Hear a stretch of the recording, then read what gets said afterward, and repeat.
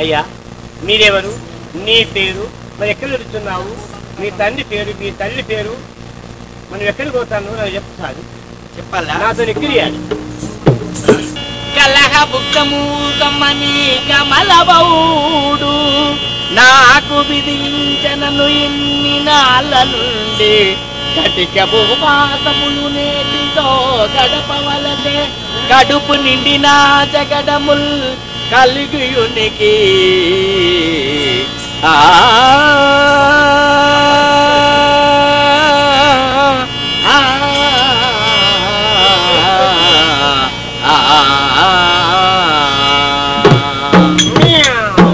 చూడు ప్రధాని, చూడు, ఆ భగవంతుడైన శ్రీమన్నారాయణమూర్తి దుష్ట శిక్షణ శిష్ట రక్షణ చేయడానికి యుగ యుగమునకు అవతారము దాల్చే ఆదినారాయణుడు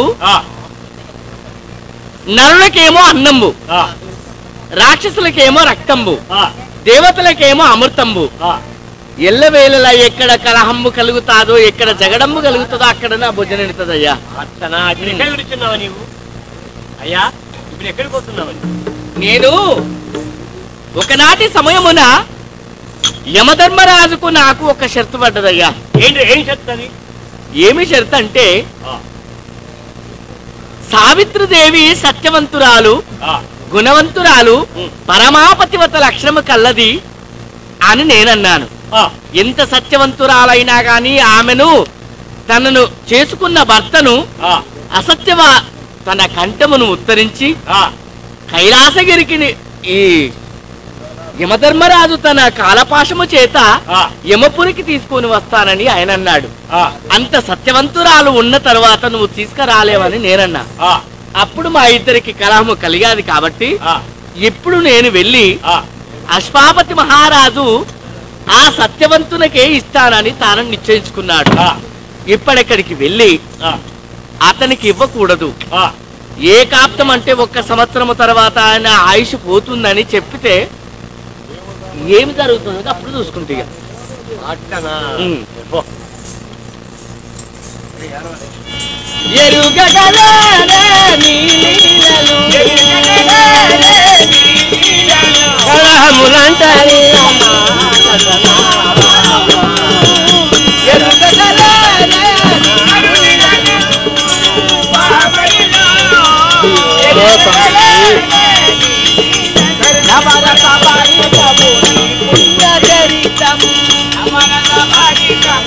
దేవుని చరిత్రము నవరస భరితముని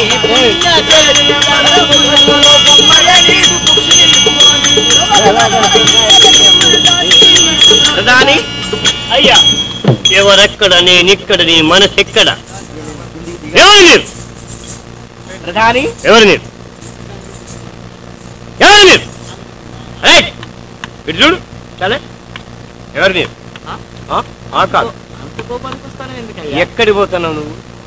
మీ మహారాజు దగ్గరికి. మీ మహారాజు ఉన్నాడా? ఉన్నాడు. గంత నీకెందుకు? ఉంటాడు ఉండడు మా ఇష్టం. నీకేం పని? నేను మీ సన్నిధానం వచ్చానయ్యా. ఎవరు రమ్మని నిన్ను? మా సన్నిధానం నేనే వచ్చి. మేము రమ్మన్నామా? నీ సఖ్యం వచ్చి మాకేమవసరం? నేనే వచ్చిందయ్యా. మేము పిలిస్తే నువ్వు రావాలి. నువ్వు ఎందుకు వచ్చినావు అన్యాలంగా? ఎవరు పిలిచినా పిలవకుండా నా సఖ్యన నేనే వచ్చిన. నేను మాత్రం లోపల చొరగొచ్చాను కాదు. ఇలా పంపియవయ్యా. అడుగు తీసి తలుపు తీసిన లోపలికి సొరగొట్టుకొని పంపియాలి. పంపండి బుర్రు పంప. పర్మిషన్, నీ పర్మిషన్ కావాలి. లోనికి వెళ్తా. లోను కాదు, నువ్వు లోనికి వెళ్ళాలంటే నేను కొత్త గంటల దర్వాజా నిర్మిస్తున్నాం. 7 గంటల దర్వాజాలు ఉన్నాయి. ఇంతకు ముందు లేవు కదా మరి? ఇప్పుడు కొత్తగా కట్టుకున్నాం. ఇన్ని రోజుల కానీ ఎన్నో సార్లు వచ్చినా కానీ మా తెలంగాణ చిలక నుంచి 7 ఏళ్ళల్లో మేము కొత్తగా గంటల దర్వాజా నిర్మించుకున్నాం. అట్లనా? 7 గంటలు దాటి రావాలంటే 6 గంటల దర్వాజా దాటి వచ్చినాక లాస్ట్కి పెద్ద గంట ఉంటుంది. అరే ఆ గంట కాడికి వచ్చి గనగన గంట మ్రోగించి అక్కడ 2 బంగారు గుడ్లుంటాయి.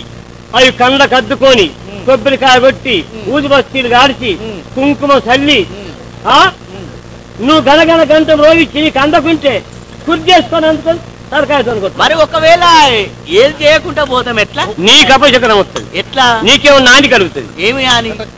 కరెక్ట్గా తాకుతుంది. తాకి నీకు రథం ఉండడం అవుతుంది. అంతేనా? అసంటి గంటల దర్వాజా అంటే భక్తి వైరస్. నీకు అందకుంటే కుర్చీ చేసుకొని నువ్వు పోయి సంగి సూచి ఇచ్చగొట్టు. అంటే నా చేయడ కరెక్ట్గా తాకుతుంది.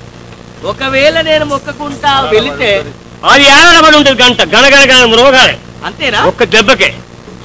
నేను దర్వాజా చూపిస్తారా?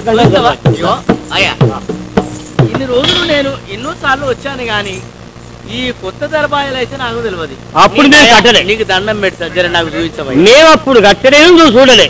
ఇప్పుడు నిండుగా చూసి గన మ్రోగించి కొబ్బరికాయ కొట్టి ఉలిబస్తులు కాచి కుంకుమ పసుపు చల్లి కళ్ళను మోగించి లోపలికి పోవాలి. అంతేనా?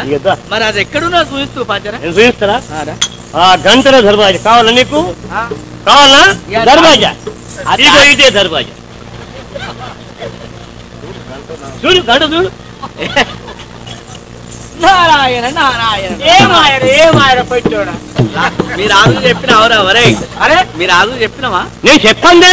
నేను చెప్పదానికి పోతే నారాయణ నారాయణ ఏమాయన నారాయణ. నాకేం చెప్పినావని చెప్పాలి. నేను వచ్చిందని చెప్పిందా చెప్పలేదా? నన్ను కట్టుకున్నావా? నాకేమైనా పైసలు ఇచ్చినావా? అట్లా కాదురా. నీ కథ ఏంది అసలు? నీ కథ ఏంది? పని పెడుకురే ఏమనుకుంటావు? అరే రే బాణాలు కూర్చోడు ఏంద్రా బాణం చెప్తారు. మొన్న రాత్రిలో కూడా మెరుగు పెట్టిండు. తీసుకుని పిల్లని చేసిండు వాడు.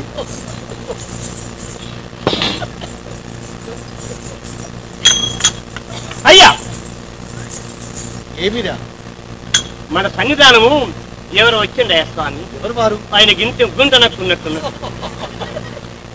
వెనుకటి కోటలు కూర్చోన్నట్టున్నారు. ఎవరురా? ఏమో నారాయణ అనుకుంటాడయా. నారాయణ నారాయణ అనుకుంటా. మన ఊళ్ళో ఎవరాయా నారాయణ ఉన్న పదం పేరున్నాయి ఊళ్ళో మనం లేరు. ఎవరు లేరు నారాయణ. మనకు అట్లా అనుకుంటారు. కరీంనగర్లు ఉంటే అంతేనా? రమ్మన్నా సరే వెళ్దాం. ఇదో గీరే మనుష్యుర ప్రధాని తెల్లగా వర్తిల్లు. స్టేషన్ కనుపురానున్న బస్ స్టాండ్ దగ్గర ఉన్న అంబేద్కర్ ఉన్నట్లుండే. అంబేద్కర్ ఇక్కడ లేదారా? ఇక్కడ కూడా ఉన్నదిగా. అక్కడ స్టేషన్ కనుపురా బస్ స్టాండ్ ఇక్కడ కూడా ఉన్నది కాదురా? అది ఎప్పుడైతే ఉన్నది.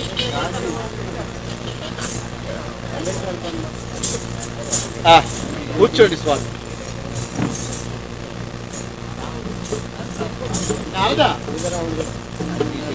చూడు ఎంతుంటే ఎంత పోవచ్చు. మా సన్నిధానం ఇచ్చేశారు కానీ ఏమి స్వామి మామూని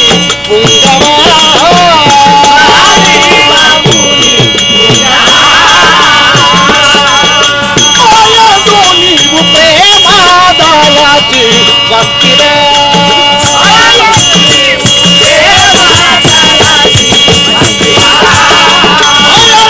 నీవు ప్రేమాదాయాచి భక్తిరా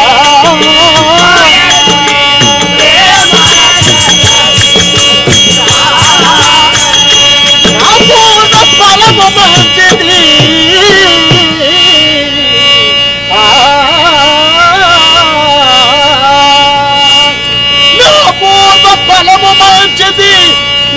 పూజలు చేయ నాకు మేదినిలోనా ఏ పుణ్యాత్ముల గొప్పము ఈ పాదములిప్పుడు నాకు మెప్పుగా దొరికే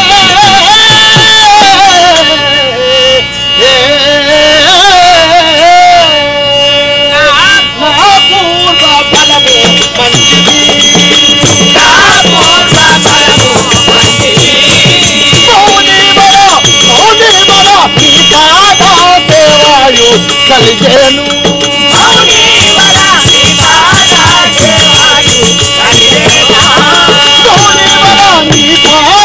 సేవాయు కలిగేను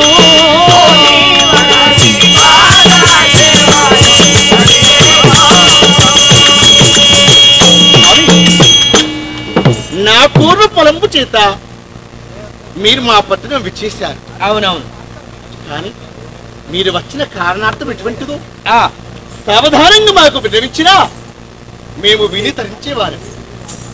మహారాజా చెప్పండి స్వామి, ఎందుకు వచ్చారు? నేను ఎందుకు వచ్చానంటే వచ్చిన మాటే మర్చిపోయాను గాని ఎవరు కావచ్చు? ఎవరు? ఎక్కడ? ఓ మహారాజా, రాజేంద్ర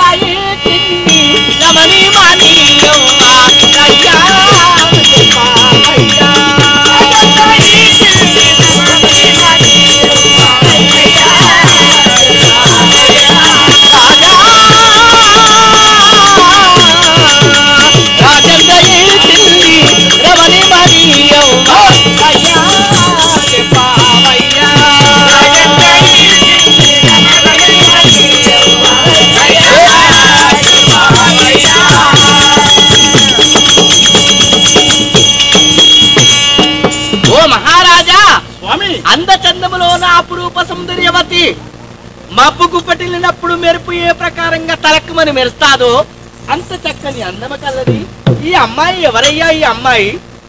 నీకు తెలియదా స్వామి? నారాయణ, నాకేమి తెలుసయ్యా? నారదా, నా చెట్టి కూతురు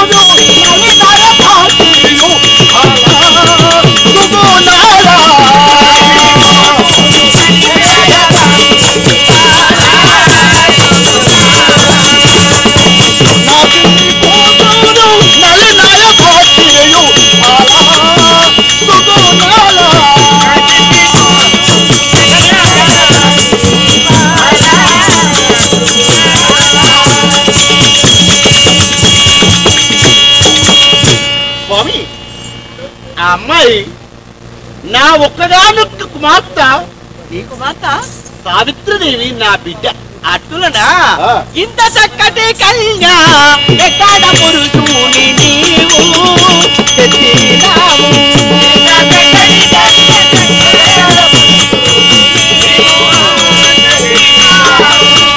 ఇంత చక్కటి కన్యా ఎక్కడ పురుషుని నీవు తెచ్చినావు?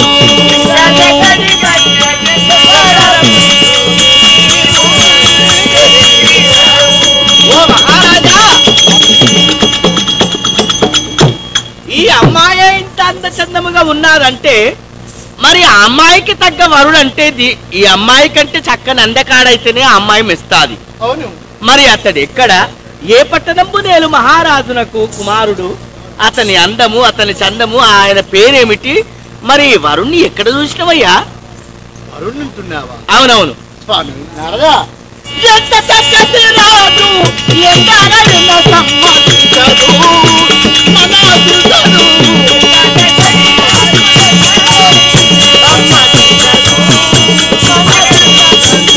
ఎంత చక్కటి రాజు ఎందరైనా సమ్మతించదు మనసును.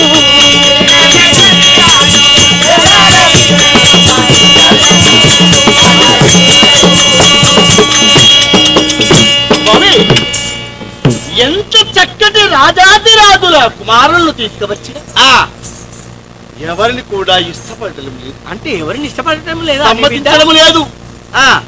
ఇక నేనేం చేయమందు? మహారాజా, చిరుత మాటలు విని మన చెట్టు యుంటివో రాజా కల్పా పూజ.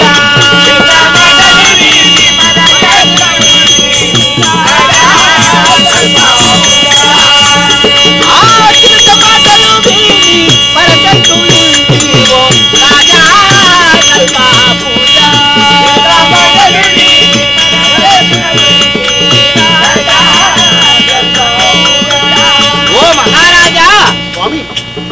బిడ్డ ఎంతమంది మహారాజులను తీసుకుని వచ్చిన వారి చిత్రపటంలో చూసి ఎవరిని నచ్చడం లేదు, ఏమి చేయాలయ్యా అని నువ్వు అంటున్నావు. అవునయ్యా. ఆ చిన్న పిల్ల మాట మరి విని నువ్వు ఎట్లా మరుస్తానవయ్యా?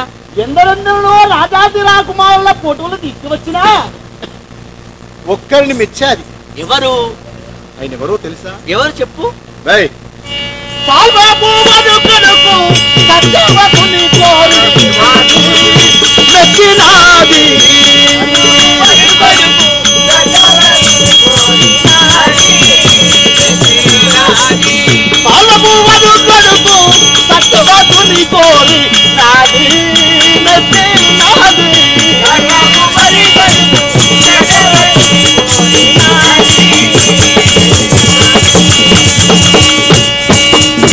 స్వామి, సాల్వాదేశము నేలువారు దివస్తీన మహారాజు. ఆ దివస్తీన మహారాజు కుమారుడైనా సత్యవంతుణ్ణి కోరాదయ్యా. సత్యవంతుణ్ణి కోరాదా? సత్యవంతుణ్ణి కోరినా నా మనసుకు ఒప్పలేదు. కానీ నా బిడ్డ కోరాదు కాబట్టి ఇక అతన్నే పెళ్లి చేస్తానని నా బిడ్డకు మాట ఇచ్చాను. అది అట్టులనా? అటులైతే మంచిది అతని గోరుట సమ్మతాయే ఓ సామాయే.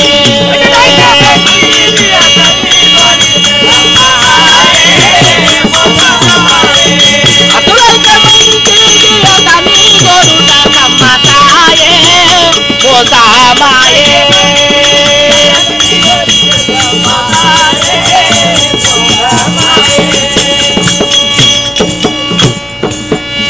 ఓ మహారాజా, ఇంతమంది రాజన్యులను విడిచిపెట్టి ఆ పిల్లవాని అందచందములు చూసి నీకు మాత్రం నచ్చాది గాని, నచ్చితే అతన్ని కోరితే నాకు కూడా సంతోషం అనిపిస్తుంది కానీ కాస్త చిన్న మోసం అయ్యా. మోసమా? ఒక్క మోసం జరుగుతుందయ్యా. నారదా, ఒక మోసం ఉన్నది. వాడే పిల్లవాడిని కోరినా పర్వాలేదు కానీ మోసము మోసము. నా బిడ్డ కోరుకున్నది. సరే, ధనము లేకున్నా ద్రవ్యము లేకున్నా పేదవారైనా నాకున్న ధనముతోనే వారికి అర్పించి కోరుకున్న వారిని పెళ్లి చేస్తారని మాట ఇచ్చారు నాకు. కానీ మీరింతలో వచ్చి వారిని సేవించి పెళ్లి చేస్తారేమో అని నేను అనుకున్నాను.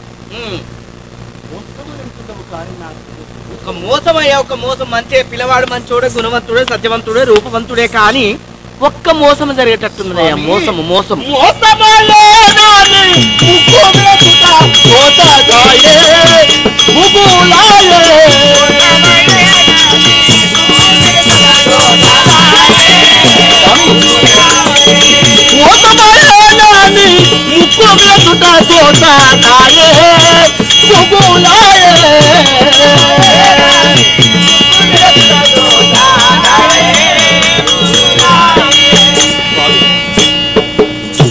సత్యవంతుని కోరుకున్నది. సకల శాస్త్ర పండితుడు సత్యవంతుడు, మంచి గుణవంతుడయ్యా. తెలివి కలవాడు, గుణము గల్లవాడు, శాస్త్రజ్ఞుడు. అవునవును. అలాంటి పిల్లవాడిని కోరాదు కానీ కాస్త మోసమని మీరు ముక్కు విరుచుకున్నారు. అవునవునవును.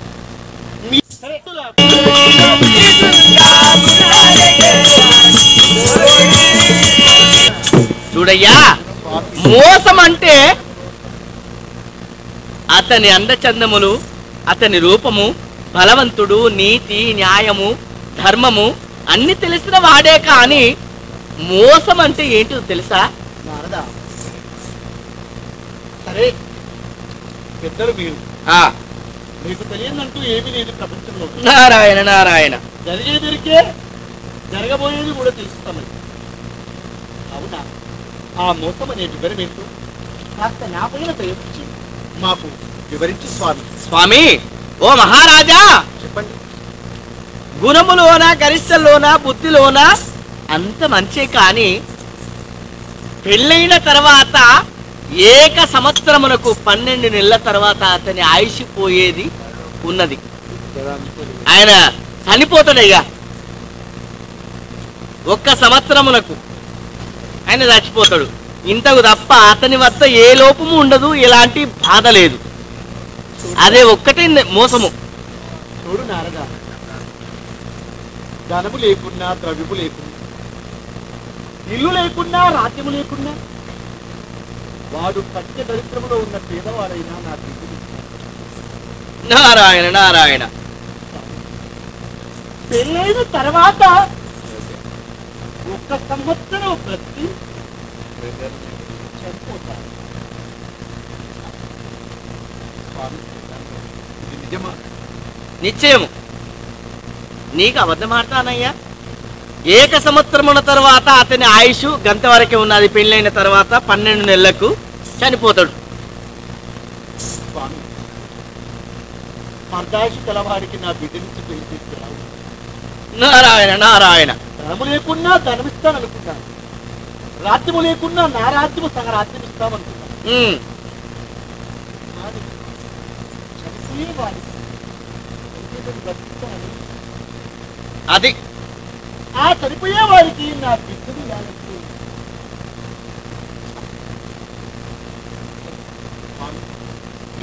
ఇక మీరు నాకు తెలియచెప్పినందుకు నేను ధన్యుడను. ఇక మీరు వెళ్ళిరండి. వర్ధిల్లుము వర్ధిల్లుము. మాకు సెలవే కదయ్యా. నారాయణ నారాయణ. అవత్య అయ్యా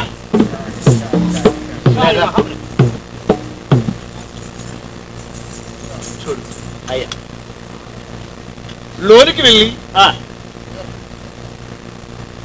అమ్మాయిని రమ్మని మీ నాన్నగారు రమ్మంటున్నారు. నా మాటతో విన్నవించు. అయ్యా వెళ్ళిస్తాను, చెప్తా. అమ్మా సావిత్రి, మీ నాన్న రమ్మన్నాడు.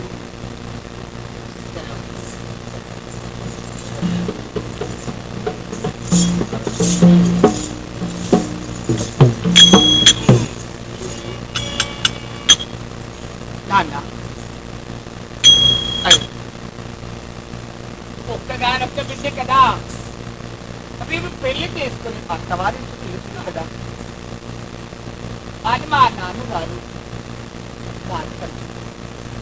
చేసుకున్నారు. నాన్న చూడు నాన్న, నీవు బాధపడితే ప్రయోజనం ఏముంది నాన్న? ఎందుకు బాధపడుచున్నావు నాన్న? నాన్న నీతో ఏమని చెప్పాలి? ఎందుకు నాన్న? తెలిసి తెలియని మిడిమిడి జ్ఞానములు ఉన్నావు. నీవు అజ్ఞాన వశక్తులో ఉన్నావు. నేను ఎలా చెప్పాలో నాకు అర్థం కాకుంటున్నాను. ఏంటి నాన్న అది? చూడ, ఓ తల్లిలో నా మాట వినుమా, తల్లిలో నా మాట వినుమా, ఓ తల్లిలో నా మాట వినుమా, తల్లిలో నా మాట వినుమా, ఇతేనే తల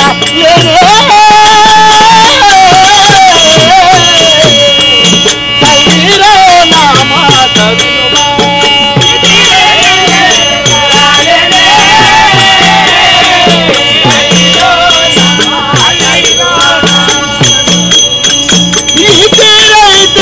బ్రతకలేనే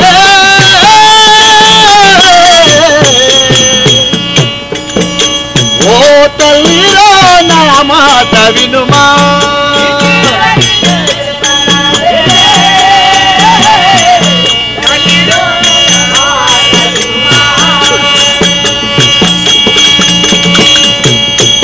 ఎల్లవేళ్ళలా నీ మేలు కోరేవారు నేను. నీవు చల్లగా బ్రతకాలి, నా కళ్ళ ముంగట గొప్పవంతురాలు కావాలి నాకు. నీకేదన్నా అపాయము జరిగిన నీ బ్రతకడము కళ్ళ. అందుకే నా మాట ఒక్కసారి ఆలోచించుకుమాట. అంటే నీ మాట నేను వినడం లేదని బాధపడుచున్నావా? అవును. చూడు నాన్న, నాయనా నీకంటే నీ చింత, నాయనా నీకంటే నీ చింత, నాయనా నీకంటే నీ చింత, నాయనా నీకంటే నీ చింత, నాయనా నీకంటే నీ చింత.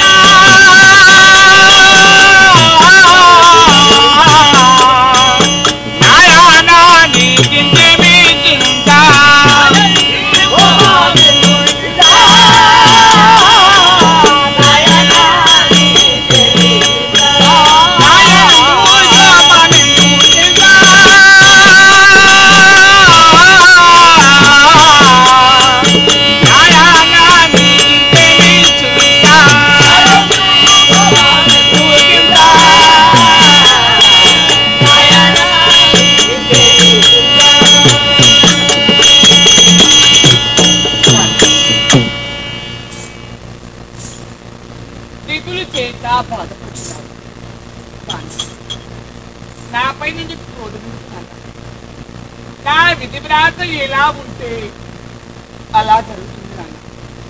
దానికి నీవేం చేస్తావు, నేను చేస్తాను. నా లలాట మందు ఆ బ్రహ్మదేవుడు ఏ విధంగా వ్రాసాడు ఆ విధంగానే జరుగుతుంది. కానీ ఈ విధి వ్రాత ఏమైనా మధుబొట్టా నాన్న చూడడానికి? బ్రహ్మ లిఖితం. నీవెందుకు నాన్న బాధపడుతున్నా మాట? నేననే మాట ఏంటో నీకు తెలుసా నాన్న?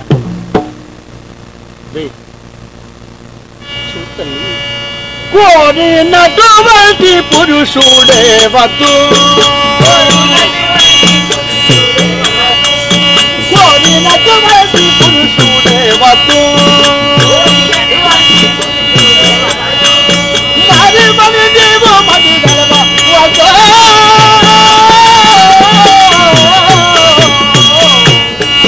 కోరినటువంటి పురుషుడే వద్దు,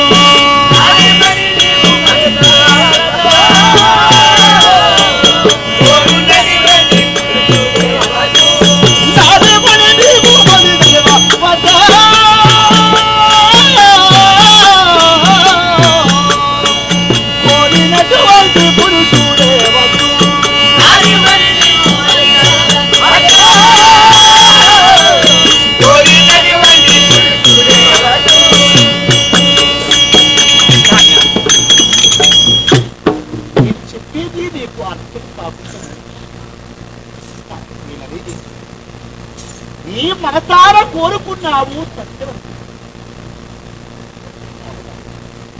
నా మాట ఆ సత్యవంతుడు మరచిపోతల్లి. నాన్న, నా మాట నీ మనసులోని కోరికను ఛేదించి ఏకచిత్త మనస్కురాలుగా ఉండుతాను. చెప్పల చిత్తం పెట్టదు. చూడు నాన్న, ఇతర చిత్తము లేదు నాయందో, ఇతర చిత్తము లేదు నాయందో, అతని కోరితే నా మనసందా, ఇతర చిత్తము లేదు నాయందో,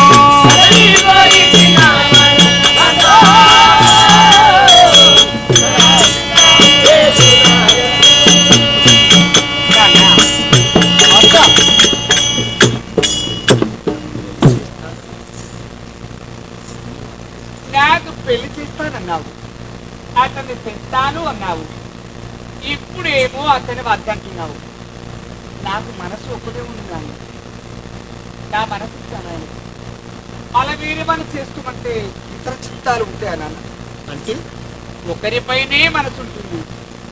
ఇప్పుడు ఏను వద్దంటున్నావు, రేపు ఇంకొకరు చేసుకోమంటున్నావు. ఇతరమైన చిత్తము నా అంటూ తెచ్చినాను.